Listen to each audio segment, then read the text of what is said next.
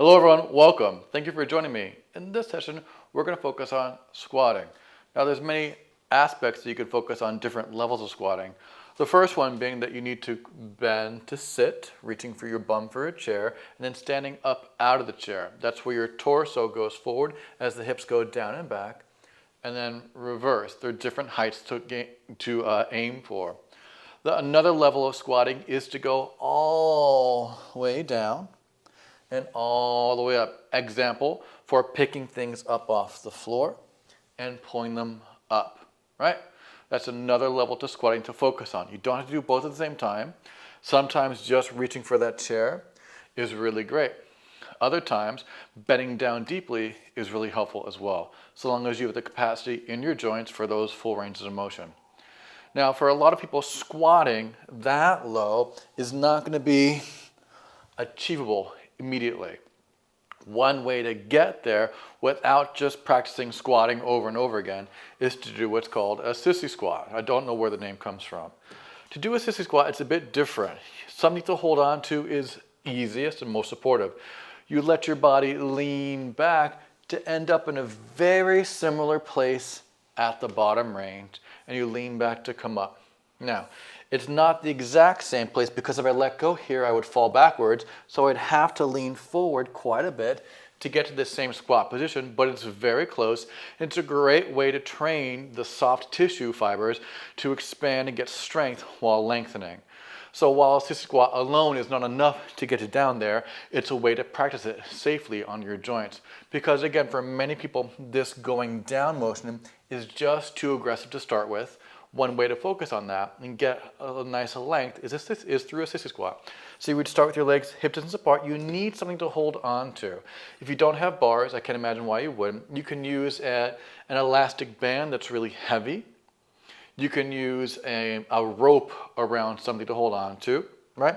Anything that is secure and is not going to give way. Whatever you hooked yourself up to, please make sure it's secure and locked down for yourself and safe. Legs hip distance parallel, chest up, holding on to whatever you're holding on to. You lean back away from the bar, whatever you're holding on to, and bend your knees as far as you have personal comfort, keeping your heel bones on the floor. Push the floor down, you can lean back away from whatever you're holding on to return. So again, keeping the whole foot on the floor, you lean back to bend, easy. You press down to drop. Now you don't have to go that low right away. Go only as far as you have comfort. Bend, lean back, breathe deeply, push to drop up, control 8. Very good job. Easy, bending, leaning back, breathing, push down to the floor to return 7. I'm keeping my whole foot on the floor, especially my heel bone, and I have no pain or strain to my joints here. Breathe deeply. 6. Let's say halfway down of what I feel is my knees and it's not comfortable for me. I wouldn't go any lower than that. And then return 5. And that may be your lowest for your life, or it may take some practice to get lower if you want to go lower. You don't have to go lower to be successful. 4, control. Just 3 more here. Easy. Gently bend, leaning back. Great job. And then return 3, 2 more. You can do this. Again, easy, leaning back, whole foot on the floor, both feet. Push or drive up, return 2. One more time. Really great job. Easy. Legs are just parallel, hip distance, and then push to return. Now, a different way to practice squats would be in what's called a sumo stance or a wider stance, where your legs are wide as far as you have comfort, knees and toes face out. Same thing here. Bending down deeply is the goal, right? You may not go as low as you want to. So, for example, my legs need to be a little bit closer to get my hips lower to the floor, but they're never going to touch all the way down just because of how my thigh bone is attached to my pelvis, right? One way to practice that, you guessed it, is in a sissy squat. You take a similar stance, bend your knees, hips can go much lower to the floor here. 10, again, getting those soft tissue fibers used to the lengthening with strength, with some resistance. Breathe deeply and push up 9. Take your time. Easy, bend gently. 8. So because my body weight is back away from the center of gravity of my feet, breathe deeply. 7, my joints move differently. That's true. So it's not going to transition, like we started earlier, directly to a traditional squat 6, but it is going to have those soft tissue fibers gain length, strength through length. Breathe deeply. 5. I think we have, what, 4 more to go here? Take your time. Easy. Leaning back, bending. Push and drive 4. As you bend, think of pressing those knees out away from each other in the front plane. Breathe deeply. 3, so they open apart. Easy breathe. Bending, whole foot on the floor again. Weight even to both legs. 2, as much as you can. Again, easy bending and push to return and rest. Excellent work. Now, a variation that is really nice to do for people would be a figure 4 sissy squat. Right? And there's different ways to do this one as well. This is where you just cross one ankle above the knee. If you have shorts on like I do, it could be helpful because the skin has some tactile resistance. If you have pants on that are slippery, this would be a much harder position for you because the leg may not stay there the whole time. You just cross one ankle above the other knee. Now there's different variations. There's a traditional squat variation, right, where the bar is just helping you balance because you're on one leg. And that's traditional because my body is leaning forward as my hips go back and down. I'm keeping my body weight over the foot. I don't necessarily need something to hold on to my balance here. All right, we'll try 3 on the other side just to get that sense. You can still hold on to something, it's what I recommend. The knee that you're sitting on goes forward, whole foot on the floor, lean your body forward and push. And you can feel how that is a nice lengthening of the hip of the leg that's crossed. Easy breathe. 2, while the standing leg, that hip, gets a lot of strength through length. Easy breathe. 1, you're going to recross. Now, we're going to do the sissy squat version of that, right? So that, you would lean back away from the bar and get a little bit more range of motion to your joints in a different capacity, right? It's not a squat because my torso is not over my standing leg directly, but easy, as long as your joints are comfortable. 9, this is a good way to, again, get more length through strength through your hip and lower extremities.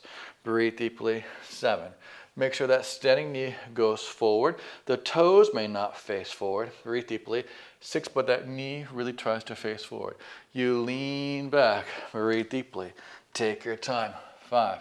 You can see that you can go quite low here as long as your joints feel comfortable going that low, and your whole foot, 4, can stay on the floor. Easy. Gentle. Breathe. 3, just 2 more. Only go as far as you have personal comfort. Easy breathe. 2, take your time, not a race. Easy, gentle. Really great job. We're going to switch legs. Right. Again, your toes may not face forward, but when that knee bends, it needs to go generally forward. Out a little bit is fine. Out a lot, not so great. Or at least not the goal. I shouldn't say not so great. And again, take your time. When you just start, get used to the range of motion. Breathe deeply. Don't go right to the bottom at the very first one. You may not be able to come up so quickly or so easily. Just take your time. Breathe deeply. 9. And you'll feel how those fibers slowly allow you to go deeper over time. 8. Maybe not in this first set, but over time they will. Easy, gentle. Breathe. 7. It's a lot of shoulder girdle strength as well because you're holding on to something, hopefully, something secure. Easy. Breathe. Take your time. 6. Just 5 more here. Your spine's going to round. Totally fine as long as you have that strength and flexibility. 5. Easy. Breathing really well. Keep breathing. Stretching. Breathing. Very nice. 4. Just 3 more to go here. You can do this. Easy. Gentle. Bend. Breathe. 3. At that very bottom, that heel may want to lift. Try and get it down to the floor as much as you can. Keeping it on the floor. Try not to let it lift. Breathe deeply. 2. Just 1 more to go. Really great. Take your time. Easy. Gentle. Yeah. Lean back. Push and return. Excellent work. So that is one way you can practice getting into that deep squat position if it's not accessible to you without pain or strain, right? Or you just, maybe the brake's just stopping, like I can't figure out how to get down there. You can practice sissy squats as a way to work towards that. Like I said earlier in the very beginning, sissy squats alone are not enough to help you squat all the way down and all the way up because you're using assistance. There's nothing wrong with assistance, but If your goal is to get down by yourself, at some point, you're going to use less and less assistance to get you low to that squat. Right? I hope you enjoyed. My name is Eric. This is Nucleus Strength. I look forward to getting stronger with you in the future. Yours in good health. Take care.